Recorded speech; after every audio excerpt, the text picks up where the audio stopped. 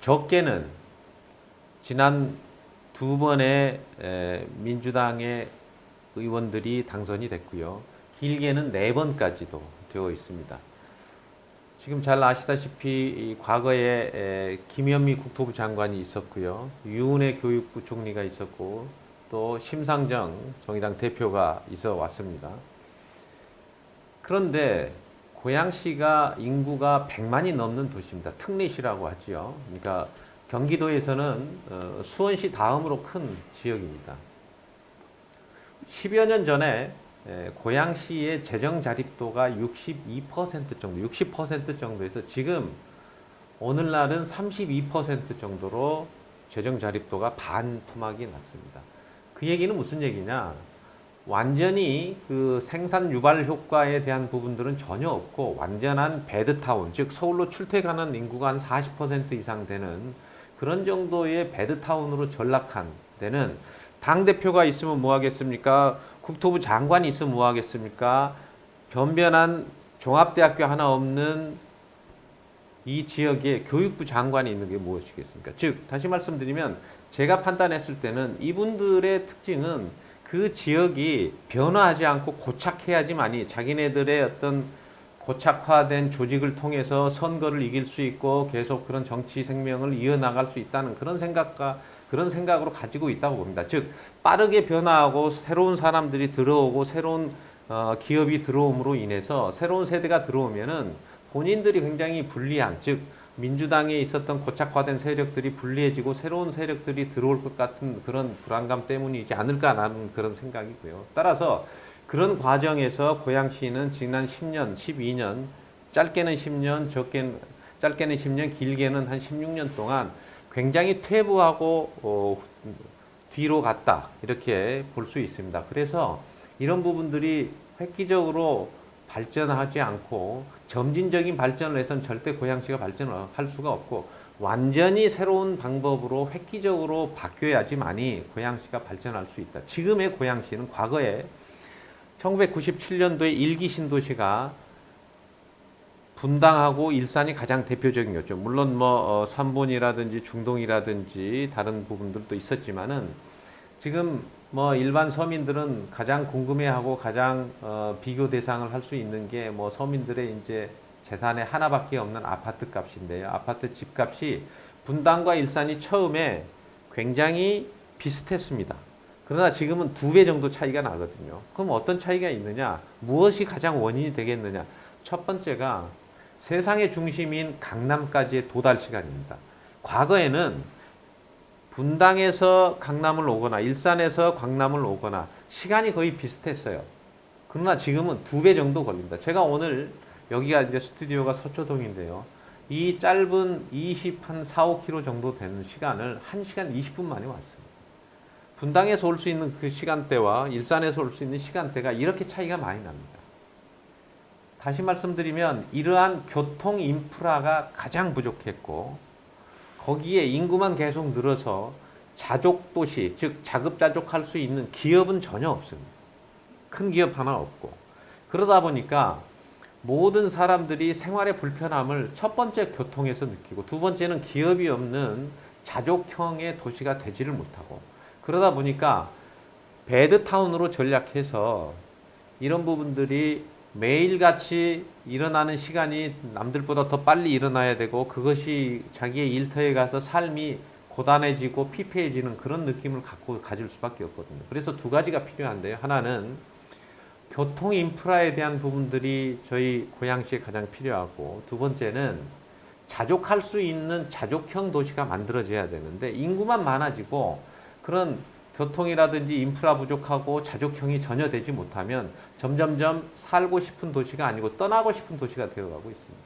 그래서 제가 30년 동안 토목, 건설, 도시 이쪽 분야를 제가 전공하고 연구하고 그리고 그런 부분에 대한 대형 국책 사업들을 여러 가지 부분을 자문을 하고 심의를 했던 전문가의 한 사람으로서 이제는 그런 정치꾼들, 정치인들이 아닌 전문가적인 식견에서 지역을 발전시키고 정치를 발전시킬 수 있는 진정한 정치인이 필요하다. 그리고 지금 시기가 앞으로의 지난 1기 신도시의 30년, 40년을 토탈해서 앞으로의 30년을 운명을 지을 수 있는 가장 절호의 시기다. 이렇게 판단을 합니다. 한 가지 덧붙여서 말씀드리고 싶은 것은 고양시는 제가 속해 있는 그 덕양구에 있는 제 지역구에는 제 3기 신도시 창릉 신도시가 있습니다. 앞으로 올해부터 한 5년 동안 계획이 되고 있는데 또 창릉 신도시를 관통하고 있는 북한산에서부터 한강에 연결하는 창릉천이라고 하는 그 하천이 있습니다. 이 하천은 작년에 통합하천 사업이라고 하는 3천억짜리 국가 사업을 공모를 해서 땄습니다. 물론 제가 거기에 공모 사업 하는데 많은 계획이라든지 제 전공 분야이기 때문에 이 부분에 대해서 많은 부분들을 자문을 하고 같이 공동으로 연구도 하고 이렇게 해서 따는데 결정적인 기여를 제가 했습니다만 이 부분들이 지금 국가의 예산적인 측면에서 기재부에서 이 예산이 지금 탈락될 위기에 있습니다. 그래서 이 부분들을 다시 살려야 되고 그 부분을 살리기 위해서는 그 필요성이라든지 거기에 대한 논리라든지 이런 부분들을 제가 바로 할 수 있습니다. 따라서 창릉 신도시와 창릉천 통합하천 사업을 프로젝트를 통해서 덕양구를 완전히 탈바꿈할 수 있는 그런 기회를 가질 수 있는 바로 그 시점에 서 있다. 이렇게 말씀드리고 싶습니다. 또 하나 더 말씀드리고 싶은 것은 우리는 수도권을 관통하고 있는 한강이 있습니다. 전 세계에서 이렇게 크고 아름다운 한강이 이렇게 큰 강이 있는 것을 이렇게도 활용을 못하고 있는 나라입니다. 전 세계에서 큰 강에 이렇게 큰 강에 배가 이렇게 없는 나라 보셨습니까? 많은 배가 다니면서 많은 사람들이 접근을 하고 많은 사람들이 강을 이용을 하고 많은 사람들이 거기에 친수적인 특권을 가지고 할 수 있도록 그런 부분들을 만들어 가야 되는데 전혀 활용을 못합니다. 한강 하구에 위치한 고양시는 장항습지라고 하는 큰 세계적인 생태습지가 있고요. 한강변에 있는 큰 강을 활용하지도 못하고 있기 때문에 이 한강변을 활용한 수변공원화, 그 다음에 창릉천의 프로젝트에 대한 창릉 호수 신도시, 기존에 있는 일산 신도시 같은 것들을 물을 이용한 물순환 도시로 특화를 시키면 경기 북부뿐만이 아니고 대한민국의 중심을 만들 수 있는 그리고 가장 살고 싶은 도시 그리고 그 배후에 관련된 기업들을 유치해서 자족형 도시 이런 부분들을 말씀을 드리고요. 교통 문제는 딱 하나입니다. 교통 부분은 가장 문제가 되는 것은 딱 두 가지인데요. 하나는 전철이 강남까지 오는 노선이 지하철 3호선이 지하철을 타도 1시간이 넘게 걸리고 있기 때문에 그것을 직선으로 만들 수 있는 지금 이제 GTX 노선이 계획되어 있으니까 그 부분 되어 있는데 도로 부분입니다. 즉 강변북로가 유일한 서울로 진입하는 도로인데요. 강변북로가 모든 도로가 접속을 강변북로로 해서 제가 여의도에 KBS 뉴스 해설을 하러 다닐 때 아침에 그 짧은 20km 정도밖에 되지 않는 이 도로를 1시간을 넘게 와야 되는 그런 부분이 있습니다. 따라서 강변북로를 지하화를 해서 지하토도를 통해서 덕양구에서 즉 고양에서부터 최소한 여의도까지는 지하로 빼면 그 중에서 한 15분에서 20분까지 도달할 수 있으면 강남까지 30분 안에 도달할 수 있으면 우리 고양 시민들이 우리 덕양 주민들이 생각하고 있는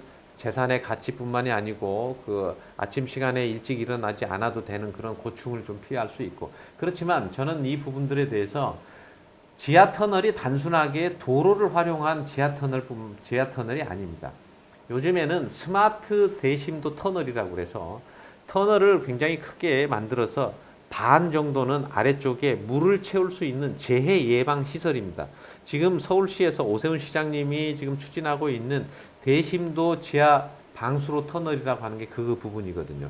즉 아래쪽에서는 한강에 물이 넘치거나 또 고양시에서 과거에 홍수가 큰 피해가 났기 때문에 그런 부분들에 물을 채워 넣는 그런 재해 방지 시설을 반을 쓰고 반은 지하 터널로서 도로를 연결시키는 스마트 터널입니다. 이게 지금 그런 부분들이 우리나라에서 시행되는 게 아니고 지금 말레이시아, 도쿄, 쿠알라룸푸르 같은 그런 데에서 많은 부분들이 이미 시행되고 있는 부분들입니다. 또 서울시에서 지금 이미 남태령 고개에서 그 부분들 시행하고 있기 때문에 그런 부분이 된다면 제가 교통과 자족도시형을 만들 수 있는 그런 형태로 만들 수 있고, 이것을 할 수 있는 사람은 저 같은 그쪽 분야에서 30년 이상을 전공하고 공부하고 계획하고 그다음에 이런 부분들에 대해서 오랫동안 전문가로서의 역량을 가지고 있는 사람이 추진하고 그것에 대해서 설득을 하고 거기에 대한 예산을 확보하고 거기에 대한 법령을 만들 수 있는 그런 사람들이 국회에 진출해서 지역 발전과 함께 미래를 위한 준비를 해야 된다. 저는 이렇게 생각합니다.